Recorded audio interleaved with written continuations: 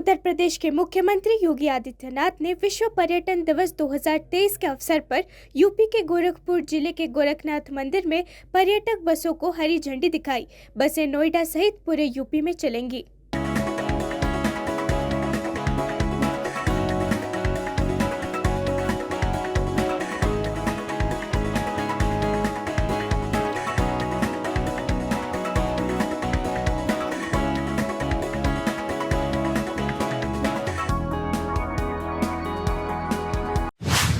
प्रधानमंत्री नरेंद्र मोदी इन दिनों गुजरात दौरे पर है। वो अहमदाबाद के साइंस सिटी में आयोजित एक रोबोटिक प्रदर्शनी में शामिल भी हुए। इसके साथ ही उन्होंने वाइब्रेंट गुजरात ग्लोबल समिट का उद्घाटन भी किया। रोबोटिक प्रदर्शनी में प्रधानमंत्री मोदी ने वहां मौजूद कर्मचारियों से बातचीत भी की और वहां रखे सभी रोबोटिक चीजों का जायजा भी लिया।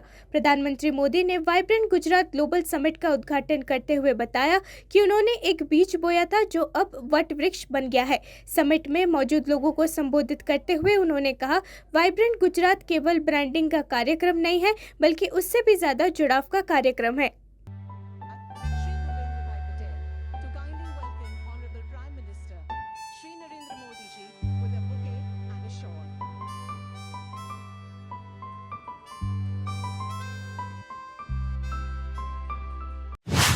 मध्य प्रदेश में होने वाले विधानसभा चुनाव को लेकर अब सियासत गरमाने लगी है। एमपी के बाहर भी अब इसकी सियासी तपिश महसूस की जा रही है।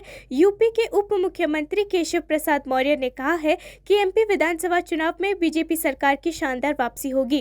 केशव प्रसाद मौर्य ने कहा है कि एमपी में बीजेपी सम्मानजनक तरीके से वापसी करने जा रही है। 2023 के विधानसभा चुनाव में बीजेपी एक तरफा बहुमत की ओर बढ़ रही है। हमारे उम्मीदवारों की घोषणा होते ही कांग्रेस की हालत खराब हो गई है।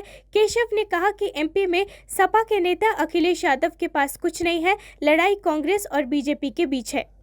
वहाँ लगातार विजय यात्रा पर है और 2023 का विधानसभा चुनाव है, इसमें 2018 से बड़ी विजय हम लोग प्राप्त करेंगे। लेकिन अखिलेश यादव जा रहे हैं और कह रहे हैं कि हम राजस्थान में।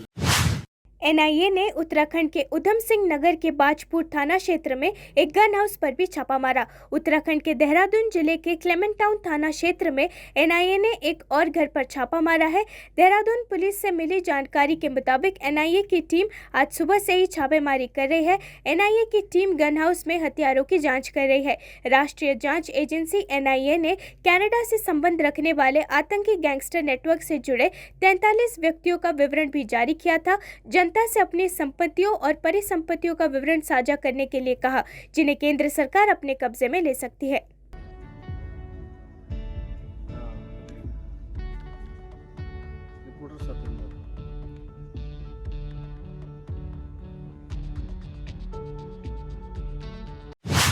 कान्हा की नगरी मथुरा मंगलवार देर रात एक अजीबोगरीब हादसे का गवाह बनी। रेलवे स्टेशन पर दिल्ली की शकूर बस्ती से आई शटल ट्रेन का इंजन अचानक से प्लेटफॉर्म नंबर 2 पर चढ़ गया। इस हादसे में एक यात्री घायल हो गया। घटना की सूचना मिलते ही रेलवे के अधिकारियों में हड़कंप मच गया। हादसे को देख रेलवे स्टेशन पर मौजूद यात्री सहम गए। कुछ प्रत्यक्षदर्शियों ने घटना के बारे में जो बताया उसे सुनकर लोगों के रोंगटे खड़े हो गए। एक यात्री जितेंद्र ने बताया कि प्लेटफॉर्म नंबर 2 पर कुछ लोग सोए हुए थे। ट्रेन यात्रियों के ऊपर चढ़ गई। साथ ही ट्रेन ने बिजली के खंभे तोड़ते हुए प्लेटफॉर्म को क्षतिग्रस्त कर दिया।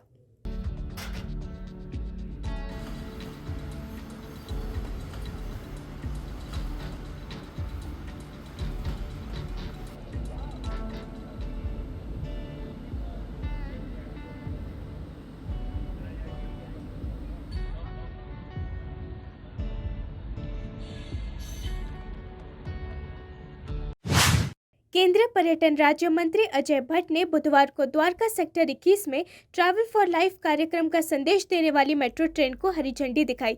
इस मौके पर उन्होंने कहा कि ट्रैवल फॉर लाइफ प्रधानमंत्री नरेंद्र मोदी का एक मिशन है जो वसुधैव कुटुंबकम के मूल्यों पर आधारित है। इसका अर्थ है इंसान को पूरे विश्व की चिंता करनी चाहिए। पूरा विश्व एक परिवार है और यही संदेश हमने G20 के मंच से दुनिया को दिया, जिसे पूरी दुनिया ने सराहा। सीखनी है। G20 में आपने देखा उन लोगों का भी इसमें सहयोग है। पूरे विश्व लेवल पर ट्रैवल फॉर लाइफ जो है मिशन जो यहाँ से हमने दिया है उसको सभी ने एडॉप्ट किया है कि हमको देखते जाना चाहिए और हर चीज़ों की जानकारी होनी चाहिए, सफाई रखनी चाहिए। हम रेलवे स्टेशन से पर जाते हैं तो कम से कम गंदगी हमारे हाथ से ना हो। स्वयं हमको जैसे कहा है everyone his own leader do and die, जिस समय हमारा स्वतंत्रता संग्राम चला था उस समय बोला था, तो आज इसी तरह से जो सफाई का अभियान चला है, साफ सफाई का, उसके लिए भी हम जिम्मेदार हैं। हम अपने पर्यावरण को शुद्ध रखें चारों तरफ हर प्रकार से। और घूमने जब कोई भी जाएगा, ट्रैवल करेगा, जब सफाई होगी तभी तो जाएगा, गंदगियों के ढेर में कौन जाएगा। तो इस तरह से जो मिशन के रूप में, इस मिशन में कई चीज़ें एक साथ समाहित हैं। एक दूसरे से इंट्रोडक्शन है, हम एक दूसरे की जानकारी लेते हैं, हमारे बगल में किस प्रदेश का है, किस देश का ट्रैवलर है, हम देखते हैं, उनकी जो भी संस्कृति है, उनका कल्चर है, वो कल्चर की जानकारी हमको और हमारे कल्चर की उनकी होती है, हमारी फ्रेंडशिप हो जाती है। क्योंकि पूरा संसार जो है आज छोटा सा है, हम जुड़ सकते हैं कहीं ना कहीं। तो एक दूसरे से मिलने के लिए भी हम लोग हैं, क्योंकि भारतीय संस्कृति में आपने देखा है कि वसुधैव कुटुंबकम, पूरा संसार हमारा है। आपने देखा है कि जब यूक्रेन और रूस में लड़ाई हुई तो वसुधैव कुटुंबकम का नमूना हमारे वहाँ पूरी दुनिया ने देखा। खालिस्तानी अलगाववादियों, गैंगस्टरों और ड्रग्स डीलर्स के बीच सांठगांठ को लेकर देश भर के 6 राज्यों में एनआईए की कार्रवाई चल रही है। पंजाब, राजस्थान, दिल्ली, यूपी समेत कई राज्यों में देश विरोधी गतिविधियों को अंजाम देने वालों के खिलाफ एनआईए ने शिकंजा कसा है। आज राजस्थान में एनआईए ने जांच के दौरान 1 दर्जन लोगों को हिरासत में लिया है।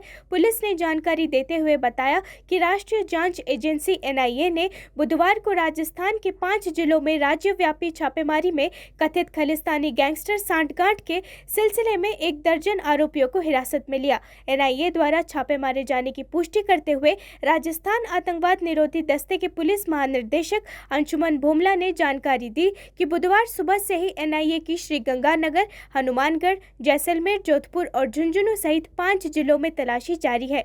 बाकी विवरण का खुलासा छापे के बाद ही किया जा सकेगा।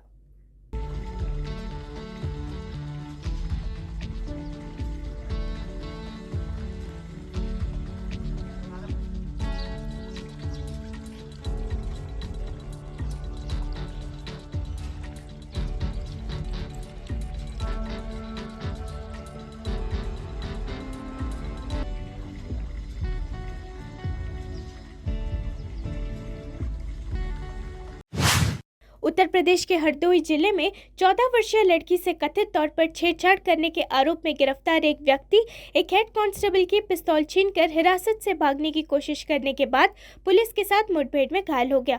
पुलिस के मुताबिक सोमवार को गणेश विसर्जन यात्रा के दौरान युवक ने लड़की से छेड़छाड़ की थी। स्थानीय लोगों ने शख्स को पकड़कर पुलिस के हवाले कर दिया। लड़की ने कथित तौर पर फांसी लगाकर आत्महत्या करने की कोशिश की। जब उसकी मां ने उसे फंदे पर लटका देखा तो वो कमरे में पहुंचकर शोर मचा दिया।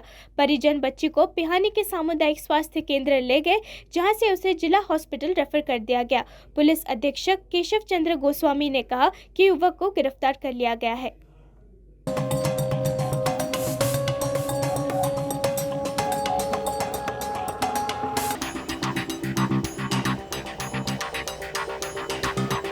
ये थाना पिहानी में एक छेड़खानी की घटना हुई थी, जिसमें पीड़िता ने आत्महत्या का प्रयास किया, जिसको जिला अस्पताल लाया गया था और यहाँ से इलाज के लिए उसको लखनऊ भेजा गया। लखनऊ में उसका इलाज हो रहा है। उस संबंध में उचित धाराओं में अभियोग पंजीकृत करके हमारी टीम सक्रियता से और सतर्कता पूर्वक इसकी तलाश कर रही थी अभियुक्त की, और उनको अरेस्ट किया गया। गिरफ्तारी के बाद संबंधित मजिस्ट्रेट के समक्ष आज शाम को पेशी करने के लिए हमारी पुलिस की सरकारी जीप में मैं फोर्स के लेकर जा रही थी, तो अमेठी घाट के पास कुछ पशुओं के झुंड के आ जाने के कारण गाड़ी को घेरे हुए, जिसके कारण से वो अभियुक्त मौका पाकर पुलिस फोर्स की रिवॉल्वर छीनकर भागा। जब पुलिस ने उसका पीछा करना शुरू किया तो उसने पुलिस पर जान से मारने की नियत से फायर करना शुरू किया, जिसके एवज में हमारी पुलिस ने भी आत्मरक्षार्थ उस पर अपनी गोली चलाई, जिसके कारण अभियुक्त घायल हुआ और घायल होने के बाद उसको पुलिस ने गिरफ्त में लिया और इलाज के लिए सादाबाद CHC ले जाया गया, जहां से रेफर कर दिया गया, जिला अस्पताल पर लाया गया है। यहाँ पर इसका इलाज हो रहा है। पुलिस कर्मियों का भी इलाज कराया जा रहा है जो गिरने पड़ने से चोटिल हुए हैं, और इस संबंध में उचित धाराओं में थाना पिहानी पर अभियोग पंजीकृत करके अग्रिम विधिक कार्रवाई अमल में क्या नाम है अभियुक्त का और कहाँ का रहने वाला? अभियुक्त का नाम अफजाल सन ऑफ माजिद, निवासी भाटन टोला, थाना पिहानी, जनपद हरदोई का निवासी है। उसकी उम्र लगभग 23 वर्ष।